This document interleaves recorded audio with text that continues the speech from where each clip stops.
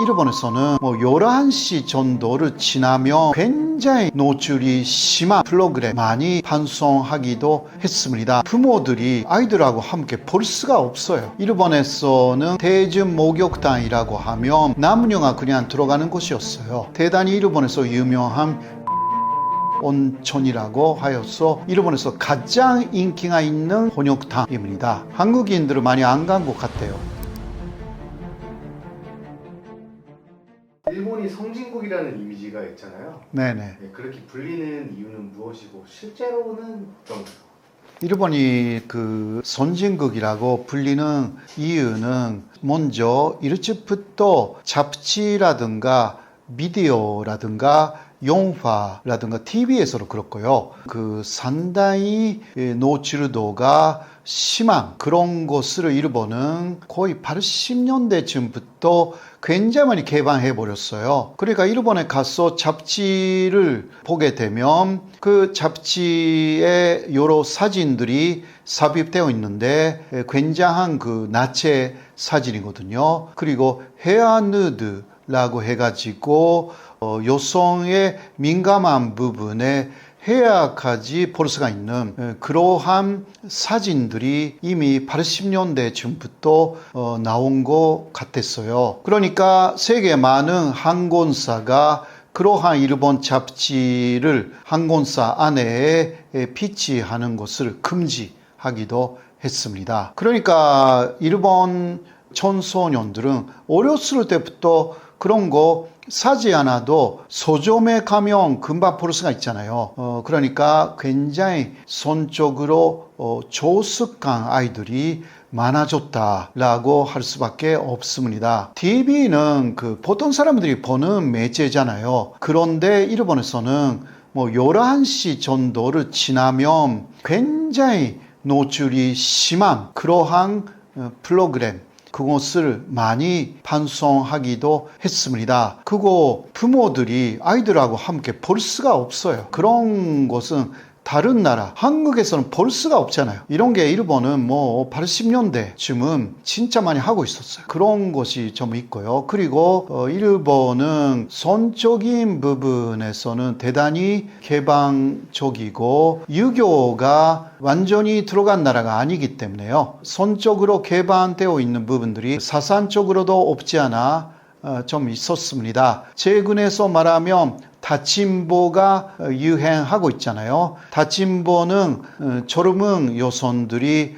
서서 손님을 기다리는 그러한 매춘 형태인데요. 일본의 중심지에 가면 쉽게 볼 수가 있습니다. 한국에서 그런 거 본 적이 있나요? 굉장히 문제가 있는 부분이라고 할 수가 있는데 그래도 일본에서는 그것을 단속으로 해도 계속 또 다시 나오니까 단속하기도 어렵고요.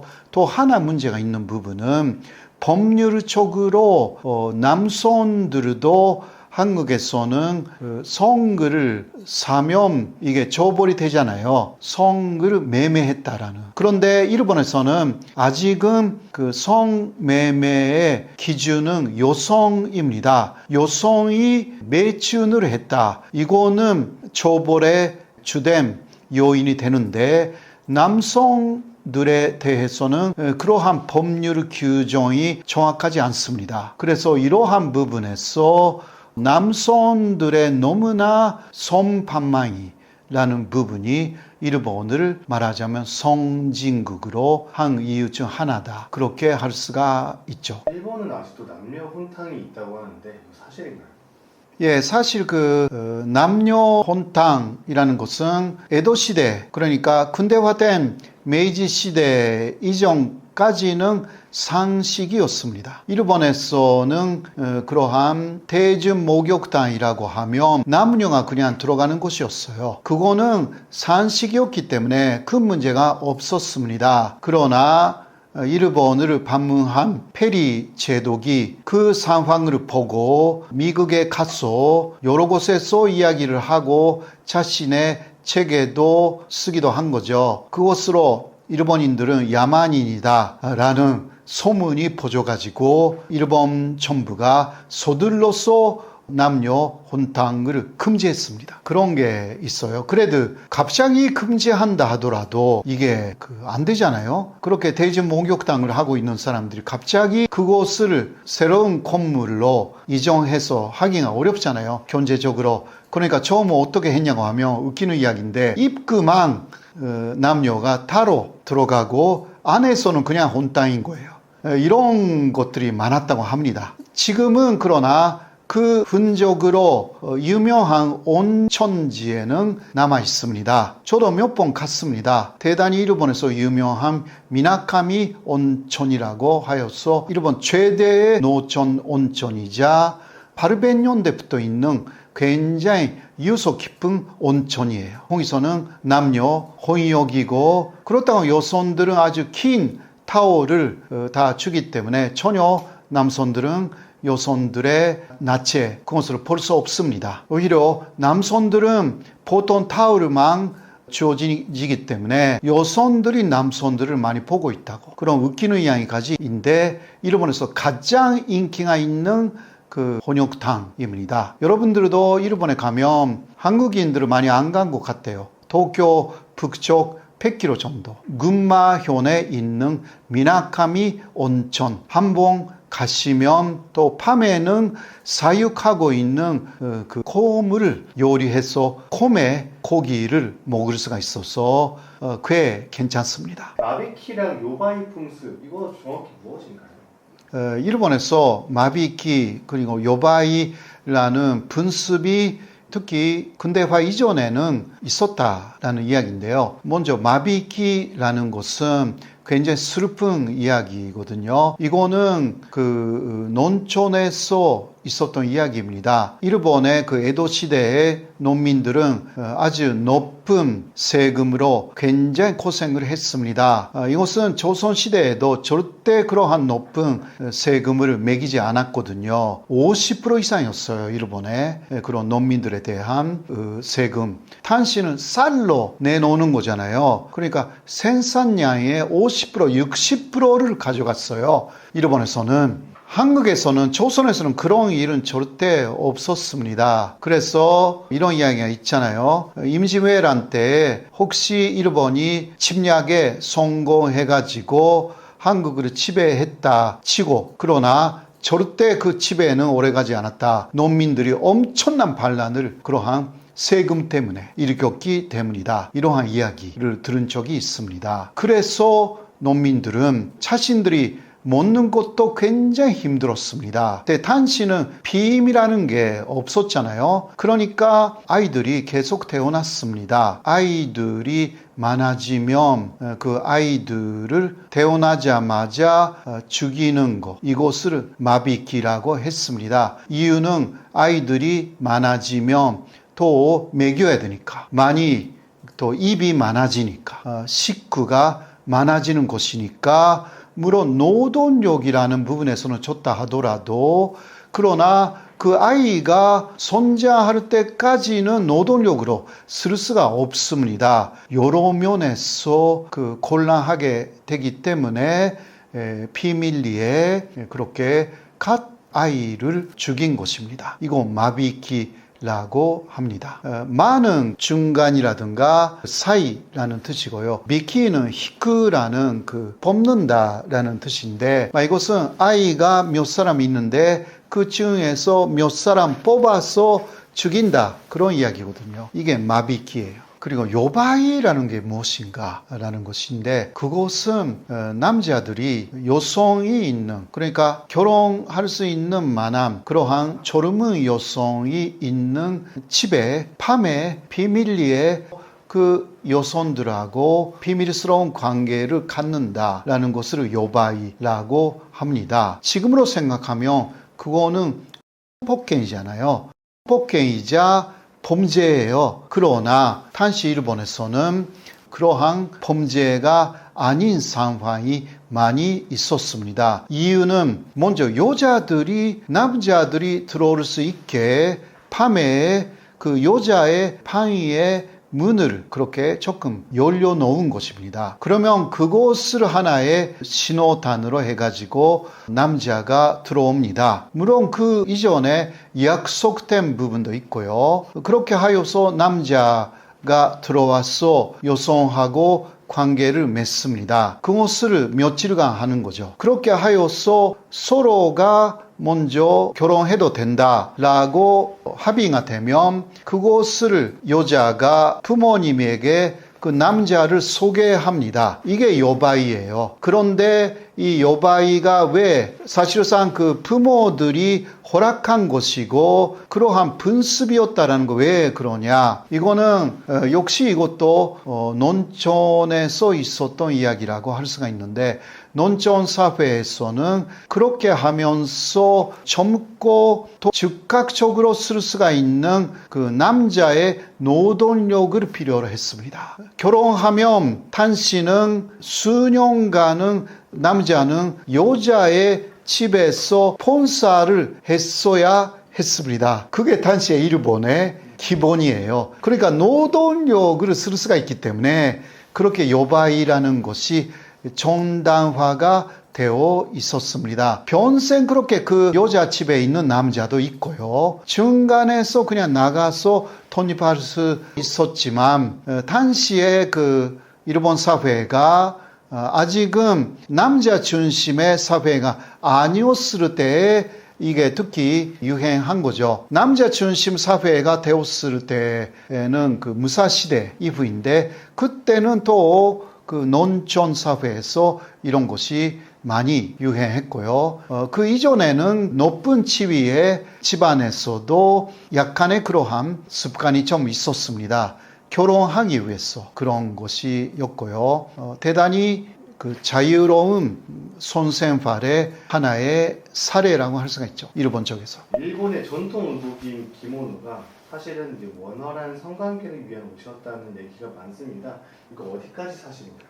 네, 그거는 반은 거짓말이고 반 정도는 진담이다 라고 할 수가 있는 부분이 있는데 왜 거짓말이라고 하면 기모노는 일본의 대표적인 전통 위복이고 그래서 일본의 산유 계급에서도 아주 옛날부터 기모노 또 그 일반들의 부인들도 기모노 이상의 굉장히 화려한 그러한 위상을 갖고 있었습니다. 그게 더 대중화가 된 것이 기모노라고도 할 수가 있지만 그러나 상당히 고가한 그러한 물건이고 지금도 일본에서 비싸요. 한 벌 20만 원, 30만 원 하는 거죠. 그러니까 200만 원, 300만 원 하는 것입니다. 한복보다는 조금 더 비싸다. 그렇게 볼 수가 있는데요. 그런 면에서는 그렇게 성관계를 하기 위한 그러한 위상이었다라고만은 할 수가 없는 것입니다. 그러나 일본의 유녀들이 있잖아요. 특히 에도 시대가 돼가지고 일본의 에도라든가 오사카라든가 그렇게 상업적으로 발전이 된 그러한 도시에는 그 율락과가 생겼습니다. 거기에서 율락과의 사람들은 상당히 자신을 멋지게 보이기 위해서 여성들은요 기모노를 굉장히 예쁘게 입고 손님을 유인했습니다. 그런 것이 있었기 때문에 이제 바로 기모노가 그러한 성적인 관계를 위한 그러한 도구로 쓰였다라는 이야기가 나왔을 것이고 여러 가지 영화라든가 그 드라마에서도 그런 율락가의 일본 여성이 기모노를 입고 또 그대로 성관계로 발전하는 그러한 모습들이 많이 나오기 때문에 이제 기모노가 그런 식의 도구였다라는 이야기가 나오기 시작했다라고 할 수가 있습니다. 그러니까 진짜 기모노는 그러기 위해서 만들어진 것은 절대 아닙니다. 그러나 그렇게 오해를 받을 만한 요소도 없지 않아 있었다. 그렇게 말씀드릴 수가 있습니다. 일본에 이제 히키코모리가 많잖아요. 네. 그 중에서도 8050 문제가 심각하다고 하는데 예. 50대가 돼서도 히키코모리다. 이거 얼마나 심각한 문제로 떠오르고 있나요? 예, 일본에서 히키코모리의 문제는 몇십 년 전에 굉장한 문제가 되었습니다. 그때는 20대 정도였던 혹은 사실 히키코모리가 되는 연령은 중학교쯤부터 되는 경우가 대단히 많았습니다. 왜냐하면 학교로 가기 싫어서 그런 거예요. 학교로 가면 이지메를 당하거나 그러한 아이들이 일본에 들어막혀서 밖으로 안 나가게 되는 거죠. 그런데 일본의 어머니들은 반드시 학교를 가야 된다라는 한국 어머니하고는 다르기 때문에, 그리고 일본은 내신 성적을 그렇게 보지는 않습니다. 대학교 갈 때도요. 그러니까 어머니들은 그냥 그 아이를 집에 그냥 좀 있어라 라고 했는데 그냥 나오지 않게 된 거죠. 이런 사람들은 그 20세를 지나도 있었어요. 회사에 갔더니 회사가 맞지 않는다 라고 하여서 퇴사를 해버리고 집에 들어 바뀐 애들도 있습니다. 그런 사람들은 거의 30년 전의 이야기인데 그때 최고의 인원수가 300만 명 정도 있었거든요. 그런데 그 이후 그런 사람들이 그대로 해결되지 않았다면 현재 50대가 되는 거예요. 그렇게 하여서 그때 부모가 50대였으면 80대가 되는 것입니다. 80대가 된 부모들이 50세가 된 그러한 히키코모리 아이들을 지금도 돌보고 있다라는 웃지 못하는 굉장히 심각한 사회 문제가 있는 것이고, 일본에서는 지금도 히키코모리 전체적으로 150만 명 정도는 있다, 이렇게 이야기를 하고 있습니다. 이게 8050 문제입니다. 실제로 국가에서는 심각하게 받아들이고 뭔가 정책상이라든가 뭔가 움직임을 보이고 있나요? 일본에서도 전혀 대책이 없는 것이 아닙니다. 그러니까 이것은요, 또 최근에는 히키코모리가 많이 발생하지 않게 됐어요. 그거 재밌죠? 그거는 바로 이지메라는 문제가 많이 해결되어 가고 있기 때문입니다. 일본에서 이지메라는 것은 괴롭히는 거죠. 특히 학교에서. 일본은 80년대, 90년대에 그 문제가 심각해졌기 때문에 연구를 많이 했어요. 모든 결론은 학습에 대한 스트레스가 너무 쌓여가지고 그것이 약하게 보이는 아이들에 대한 괴롭힘으로 나타난다.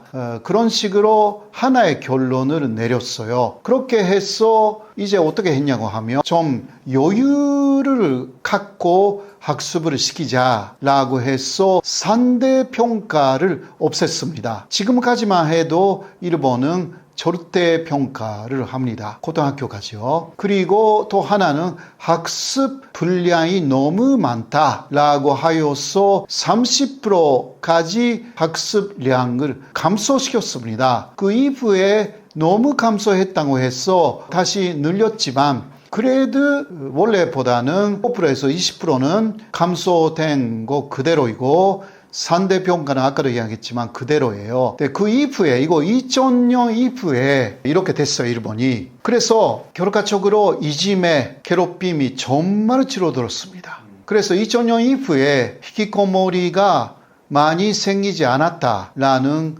그러한 사실도 있기 때문에 이거는 한국에서도 어느 정도 참고할 수 있는 것이 아닌가 그렇게 생각해요. 한국은 히키코모리가 일어나지 않는 이유는 바로 내신 성적의 출석수라든가 반영이 되기 때문이죠. 그러나 그것은 또 다른 부분에서 그 스트레스 해소가 되어 있어요. 바로 아주 가격한 폭력이죠. 그 학교 내 이러한 부분들이 아직은 완전히 해소되었다라고 한국에서 보이지는 않고요. 요새는 교사에 대한 폭력이라든가 이거는 다른 문제일 수도 있는데요. 그러나 여러 가지 면에서 스트레스가 해소되지 않는 부분을 어떻게 스트레스를 해소하느냐, 일본은 학습적인 부분에 부담을 되도록 없앤다 라는 것으로 했어요. 그러니까 그 이후에 성격이 괜찮은 아이들이 꽤 있는 곳입니다. 일본에서.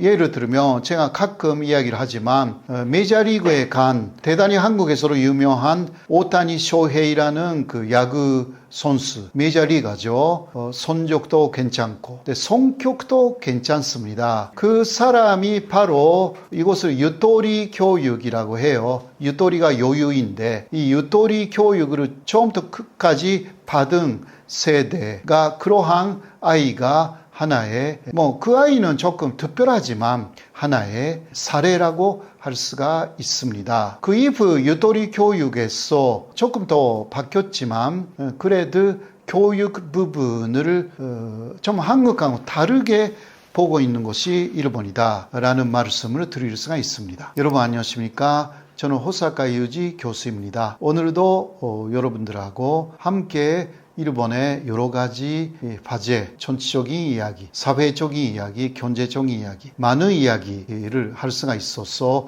대단히 기쁩니다. 앞으로도 이러한 기회가 많이 있으면 좋겠습니다. 감사합니다.